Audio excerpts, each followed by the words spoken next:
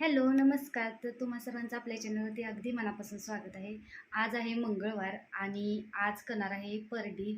आमचे शेतामध्ये जी विहीर आहे, तर त्या विहिरीसाठी परडी करायची असते. तर ती पाडव्याच्या आधी करायची असते. तर त्यामुळे आज मंगळवार किंवा शुक्रवार या 2 दिवशी करतात. तर आज मंगळवार आहे, तर त्यामुळे आज करणार आहे. कारण शुक्रवारी एकादशी आहे, तर एकादशीला करत नाहीत परडी. तर आज करणार आहे आणि त्यासाठी काय काय लागणार आहे तर ते तुम्हाला दाखवते. कारण फळं, मुटकं किंवा दिवे वगैरे करायचं असतं. 7 खणी असते परडी, त्यामुळे सर्व पदार्थ जे जे करणार आहे तर ते 7-7-7 करायचं असतं. तर चला चालू करूया आता करायला.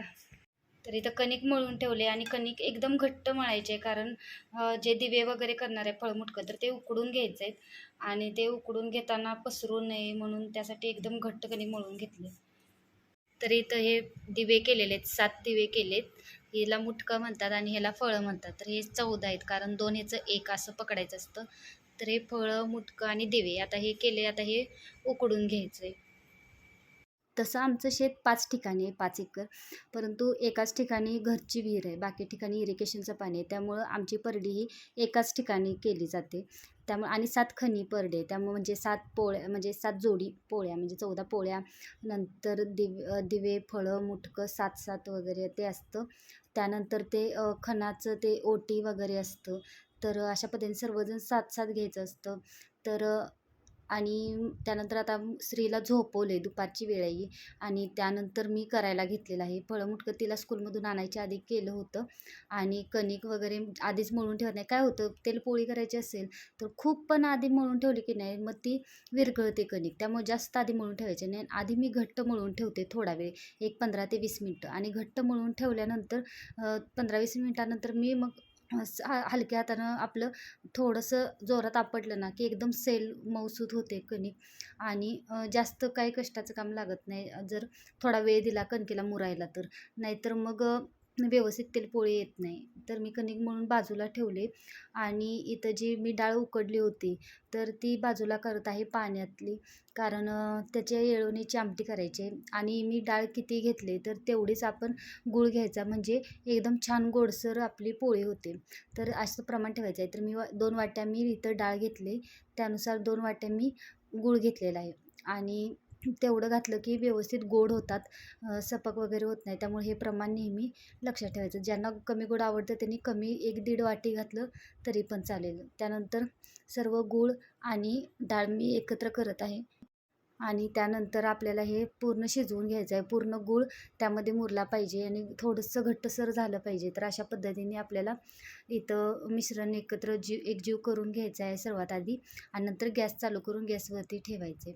आणि स्त्री झोपले तोपर्यंत मला हे पटकन आवरायचं आहे. कारण ती उठली की तिला सर्व कामं करायची असतात किंवा तिला ओढत-ओढत करावी लागतात कामं आणि भयंकर दमवते. त्यामुळं ती झोपले तोपर्यंत शांतपणे आपली कामं होतात. आणि मिस्टर 5 वाजता कामावरून येणार आहेत आणि त्यानंतर ते मग घेऊन जातो बोलले. तर लेडीज वगैरे कोण म्हणजे जात नाही. तर साती-आसराचं असतं तर लेडीज कोण म्हणजे जात नाहीत शक्यतो तिथं पाण्याच्या ठिकाणी परडी सोडायला. त्यामुळे तिथलं काही मला शूट करता आलं नाही. परंतु मी जे काय करते तर तेवढं मी तुम्हाला दाखवू शकते. जिथं जाणं शक्य आहे तर तिथं आपण जाऊन करू शकतो व्हिडिओ.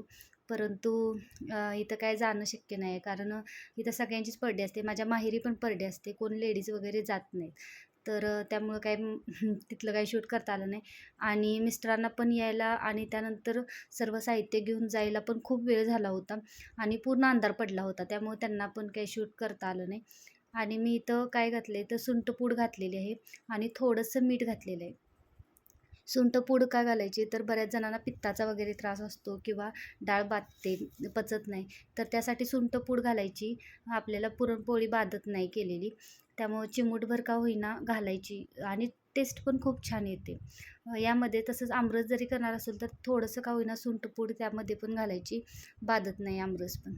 तर अशा पद्धतीने मी एकदम छान घट्टसर हे मिश्रण करून घेत आहे आणि पाणी सुटतं गुळाला जास्त तर त्यानुसार आपल्याला मंद एकदम गॅस आचेवरती आपल्याला हे मिश्रण करून घ्यायचं आहे आणि त्यानंतर हे चालू आहे तोपर्यंतच मी एक साईडला आमटी फोडणी टाकली आहे. कटाची आमटी आपली छान अशी येळवण्याची तयार झालेली आहे आणि जास्त पण कट काही नाही करत मी आणि ते माझं होते तोपर्यंत मी भजी कुरवडी म्हटलं करून घ्यायचं. आणि भजी कुरवडी काय एकदम मी जास्त करून ठेवणार आहे. आणि भजी जेवढी द्यायची आहे प्रत्येक याच्यावरती 2-2 ठेवायचे, तर तेवढंच आपलं मी करणार आहे. कारण संध्याकाळी जेव्हा आम्ही जेवणार तेव्हा मग गरम गरम करता येते.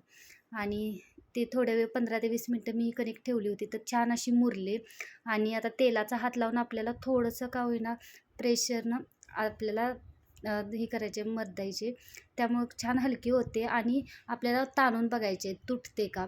जर तुटत नसली तर ती छान एकजीव झाली आणि तेलपोळी त्याची व्यवस्थित येईल. अशा पद्धतीने आपल्याला ओढून बघायचे, तर छान अशी ताणली जाते. जर ताणली जात नसेल तर ती आपली पोळी येणार नाही, असं असतं. तर ते अशा पद्धतीने आपल्याला हलक्या हाताने आणि पुरण जेवढं पातळ आहे तेवढीच कणिक पातळ हवी. म्हणजे दोन्ही एक समान हवेत, त्या तरच आपली तेलपोळी व्यवस्थित छान येते. आणि आता श्री पण उठलेली आहे इथं आणि इतका दंगा चालू आहे तिचा. तिला करायचं आहे म्हणून खाली उभारून. ती दिसत नाही, परंतु भयंकर दमवायचं चालू आहे माझं. काय करून देत नाही आहे, कारण तिला पण सगळं करायचं असतं जे मी करते. तर कधी कधी काय होतं, गडबड अशा वेळी आपली असते, कारण हे सर्व करायचं असतं, साहित्य गोळा करायचं असतं आपल्याला. तर त्यामुळं मग अशा वेळी वाटतं की आपल्या सासूबाई खरंच हव्या असतात. तर मला सासू नाही आहे. तर माझे मिस्टर लहान होते तेव्हाच एक्सपायर झालेत. परंतु असा एक पण दिवस जात नाही की मला सासूबाईंची आठवण येत नाही. कारण बाकी काही जास्त अपेक्षा नसते. आपल्या मुलांना जरी थोडा वेळ घेतलं तरी आपली जे कामं करतोय ते शांतपणे करता येतात, एवढीच अपेक्षा असते. दुसरी काही अपेक्षा नाही. त्यामुळे रोज एवढं त्रास देतात स्वयंपाक करताना किंवा इतर कोणतंही काम काढलं की. आणि तर मग अशाही वाटतं की खरंच आपल्याला सासूबाई हव्या होत्या, आधार हवा होता. परंतु जेव्हा आपल्याला ती व्यक्ती नसते तर तेव्हा त्यांची किंमत कळते. आणि हे खरंच आहे.